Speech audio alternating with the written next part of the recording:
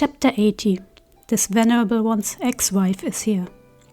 The individual who had just arrived was indeed the modest gentleman with whom Ran had shared a residence at Peach Blossom Springs, Yewangshi.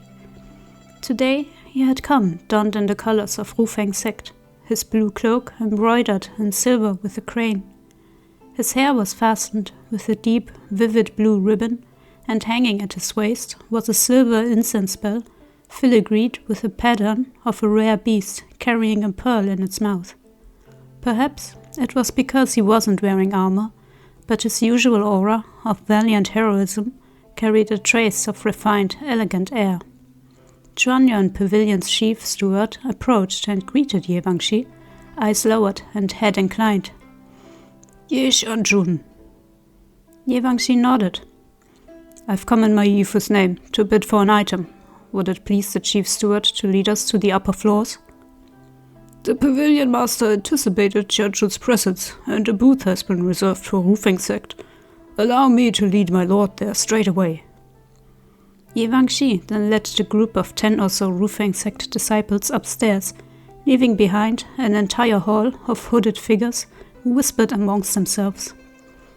Have Rufeng's people also come today? Who is the Qianchen? How come we've never seen him before? Obviously, there's a reason none of you have seen him before, Ran thought, but he found himself curious too. He watched Yewangshi's back disappear around the corner before he turned to Chu Wanning. Shizun, you've stayed with Rufeng sect before. Do you know this Ye Xianjun? No. Chu Wanning's brow knitted slightly, although for some reason he looks rather familiar. He paused for a moment and closed his eyes to think, but he shook his head. I can't quite put my finger on it. Ran scratched his head. This Ye Xianjun stayed in the same residence as I did back at Peach Blossom Springs. Ability-wise, he isn't bad. If he's been sent to bid on behalf of Rufeng sect, I imagine his status within the sect can't be low either. Shizun really doesn't know him? There are 72 cities within Rufeng sect. Its people are spread far and wide. Furthermore, I don't like to run around and can't be bothered to pry into internal affairs, so it's not strange that I wouldn't know him. As they spoke, the booth reserved for Rufeng sect on the 3rd floor lit up with a bright yellow glow. No doubt the lights had been lit for Yewangshi and company, who had entered and settled in their seats. The highest level of Chuanyuan Pavilion was specially reserved for the great sects, so it was seldom used. This the crowd looked up to see, thinking it a rare event. The instant Rufeng sect arrived, anticipation for the auction had increased a few notches. After a quarter of an hour, the white jade lotus platform at the center of the hall began to glow, and a vibrant length of brilliant red satin unrolled from the ceiling of Chuanyuan Pavilion. A dainty young girl of 11 or 12, barefoot and dressed in delicate snow-white silk, spun through the air, holding onto the satin banner. She landed light and dainty on the ice-cold lotus platform.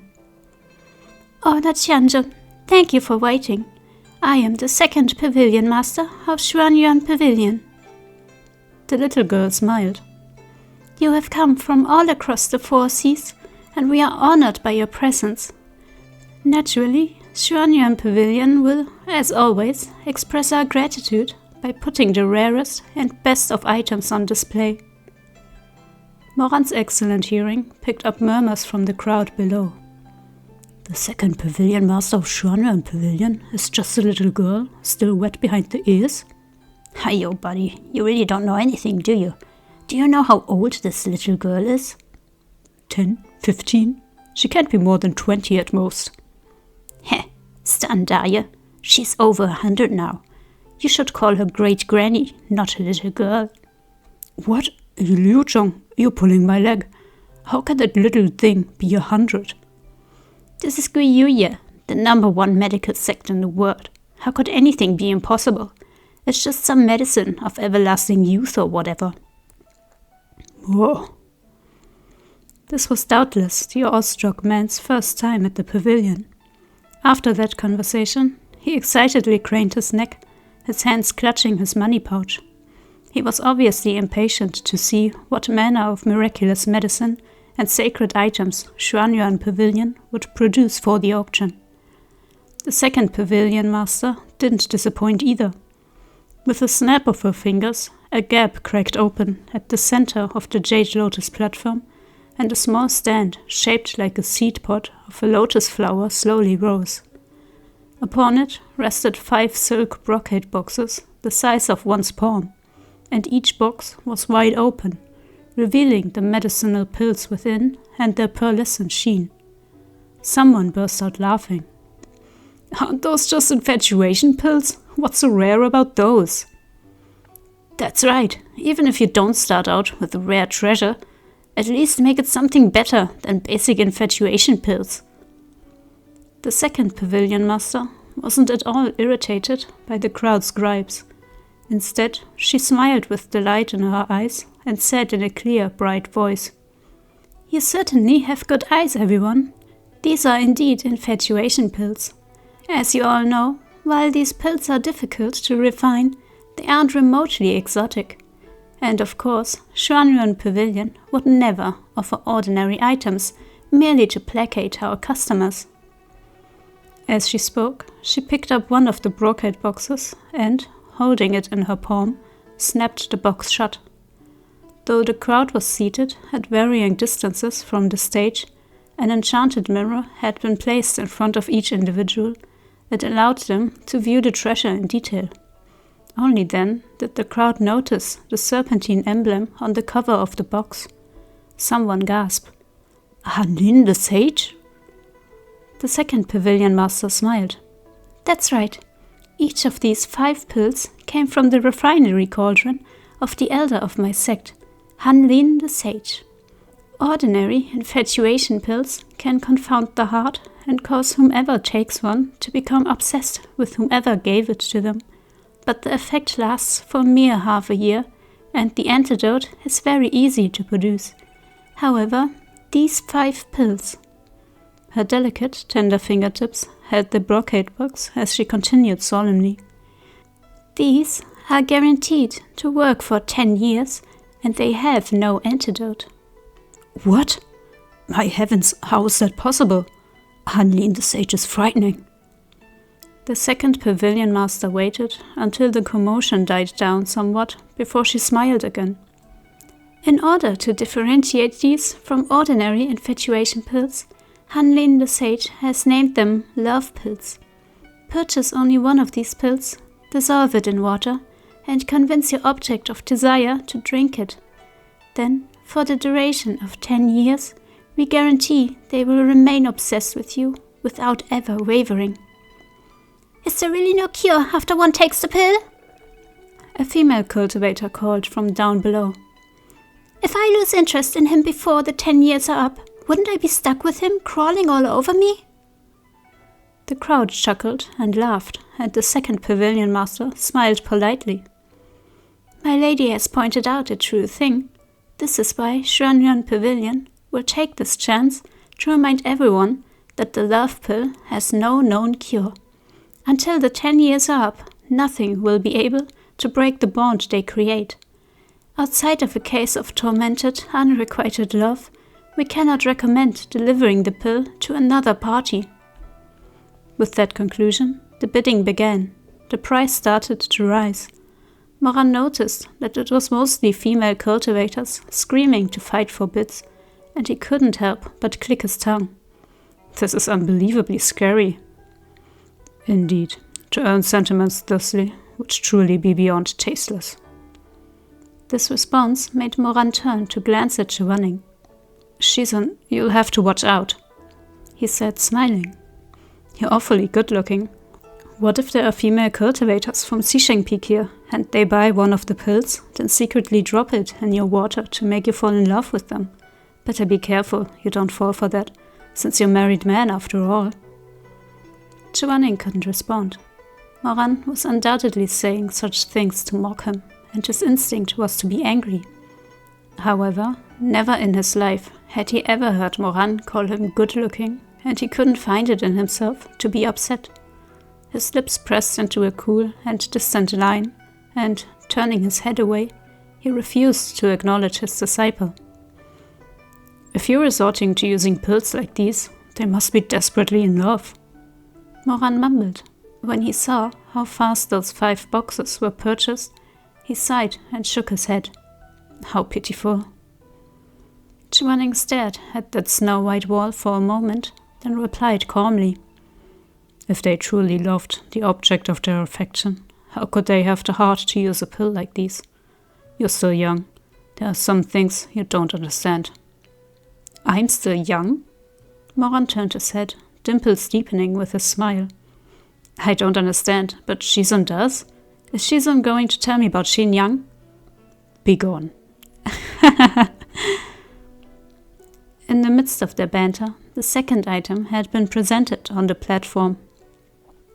"Tapir fragrance dew," the second pavilion master announced crisply.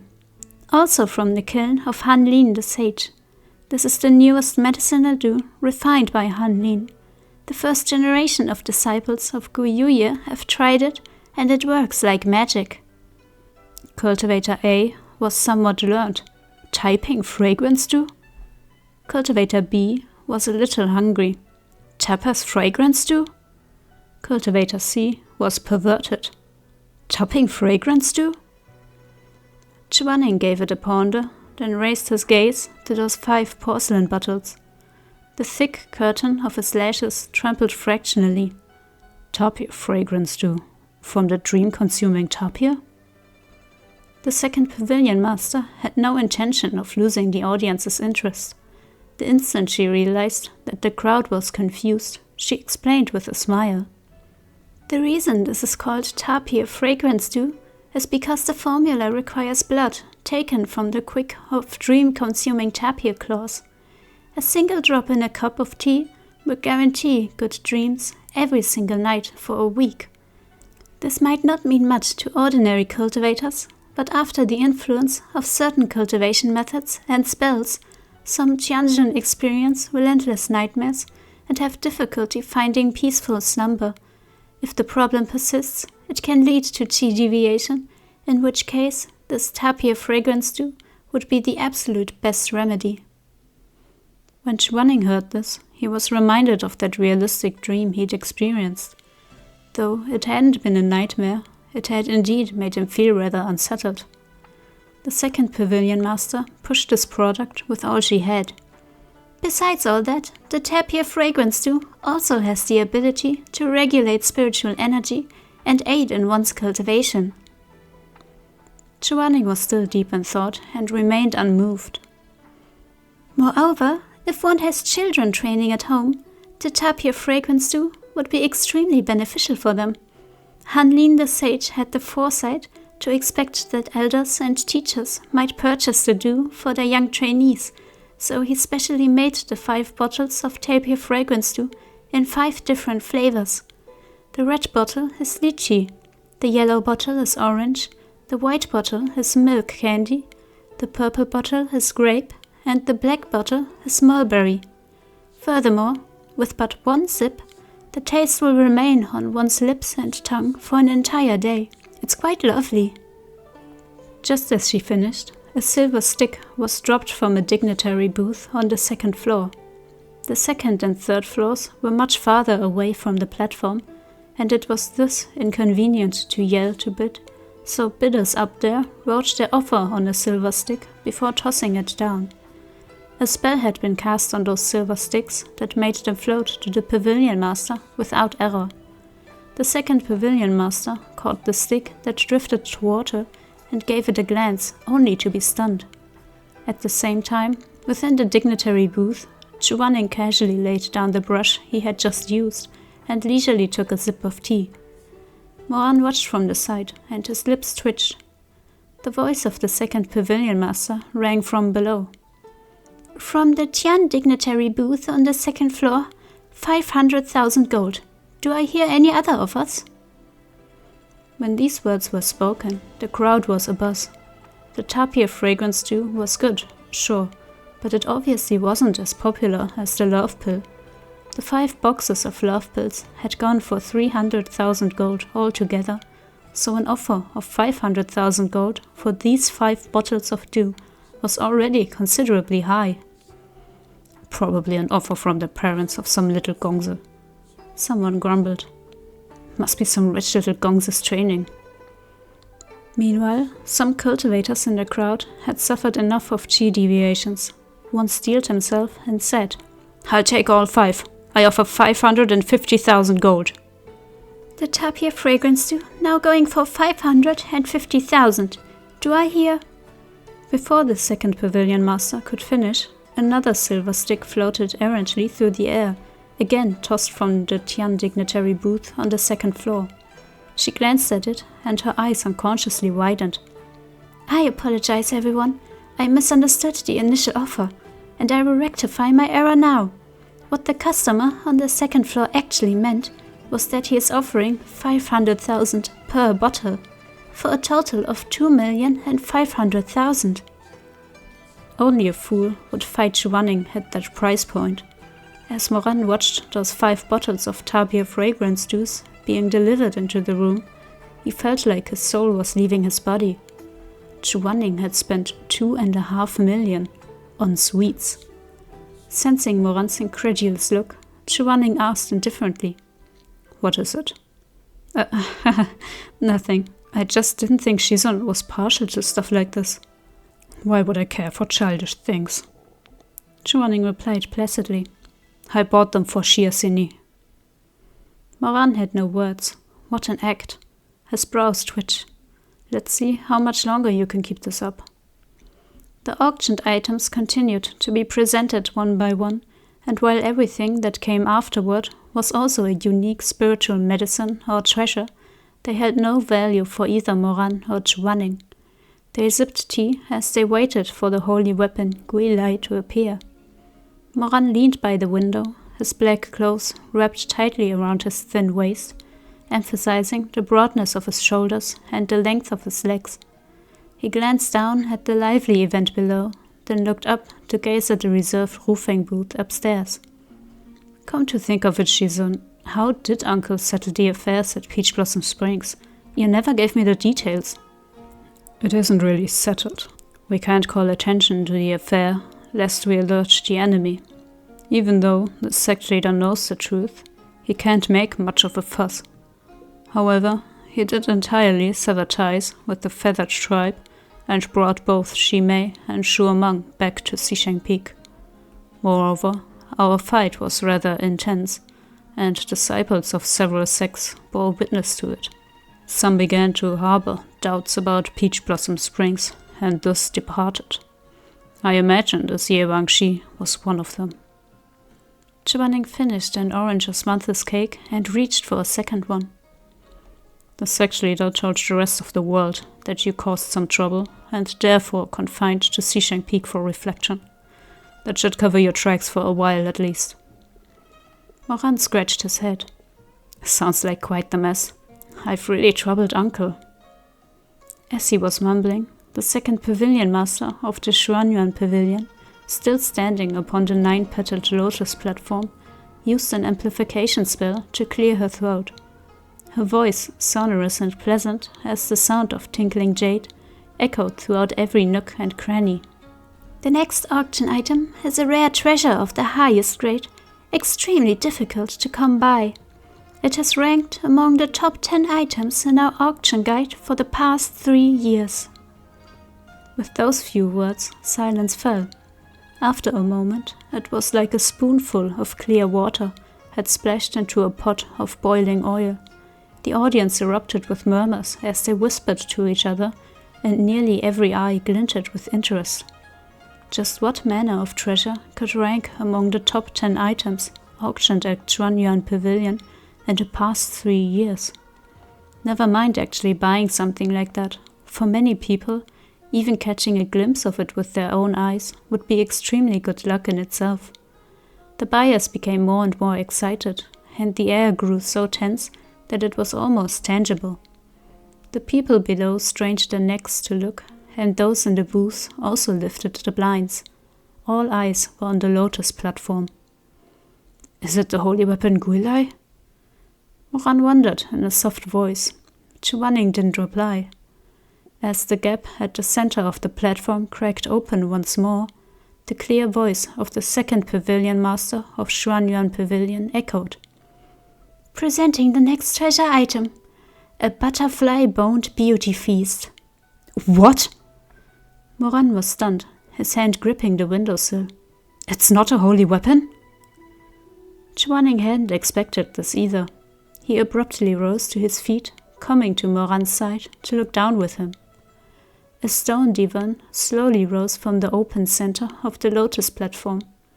8 iron chains, each as thick as a wrist, crisscrossed the divan to hold down a living creature that struggled unceasingly upon it.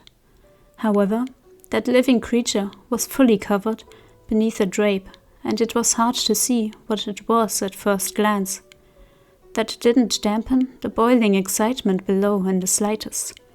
A butterfly-boned beauty feast, no matter its class or appearance, was an object in itself renowned throughout the world. According to legend, during the primordial era, when the heavens and the earth had yet to be separated, demons had lived alongside humans on the cultivation continent. At that time, there had lived a clan of demons called Butterfly-Boned Clan.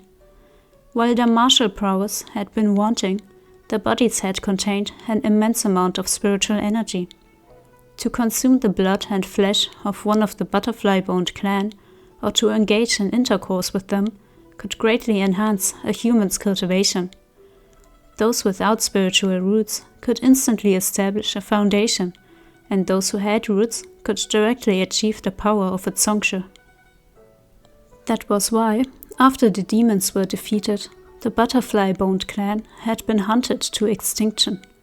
They were all either captured to be bed slaves or directly killed and eaten. In the present day, the full-blooded Butterfly-Boned Clan had long since been eradicated from the world. However, within the vast sea of humanity, there were individuals in whose veins the blood of the Butterfly-Boned Clan yet rang. The flesh and blood of the majority of these individuals had no effects whatsoever, and they were indistinguishable from that of any other cultivator.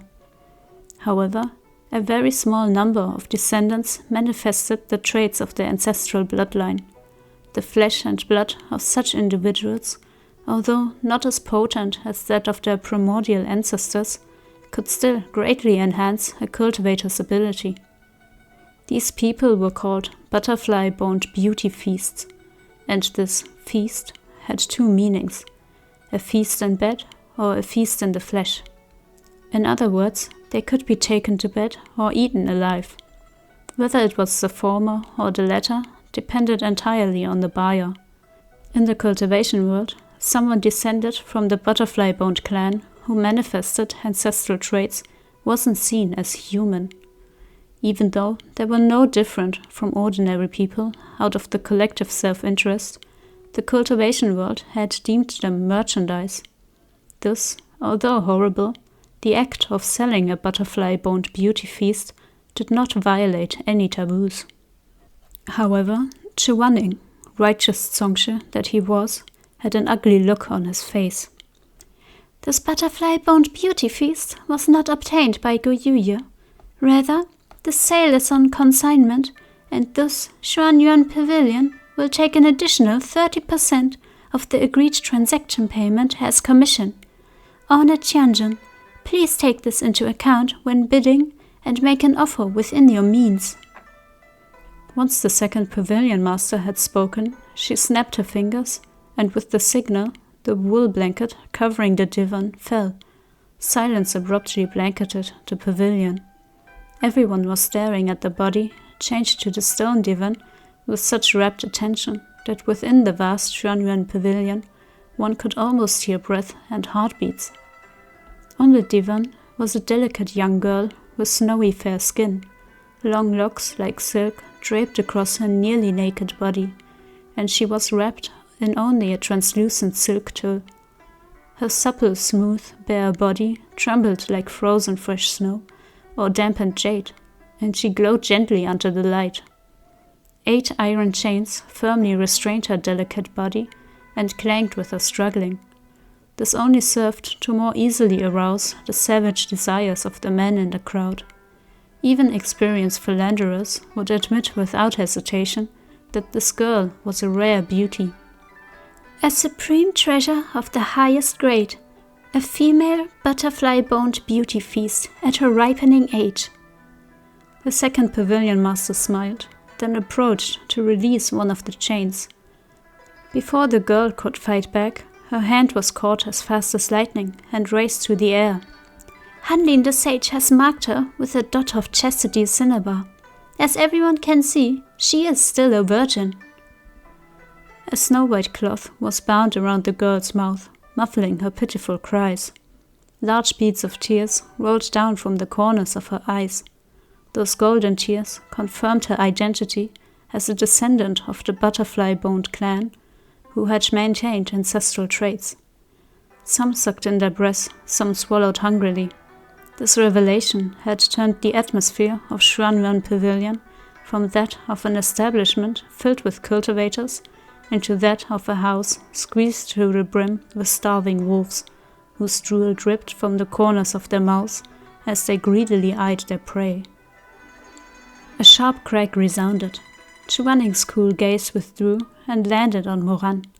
Moran's face was pale, his nails digging into the wood.